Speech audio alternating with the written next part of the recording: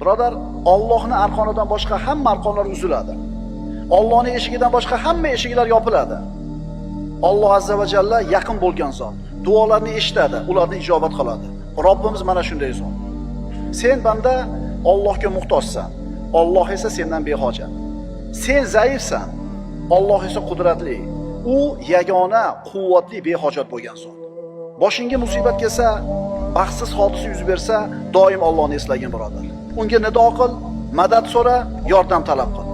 Uni ismini ulug'lashlik uchun boshingni yerga sajdaga qo'y. Shunda ozodlik, hurriyat tojiga ega bo'lasan. Hech kimga yalinmaysan. Qulchilik tuprog'iga yuzingni ishqa. Shundan najotni qo'lga kiritasan. Qo'lingni ko'tar, kaftingni och, tilingni qimirlat, duo qil, so'ra, juda ham ko'p so'ra, juda ham uzoq turib so'ra.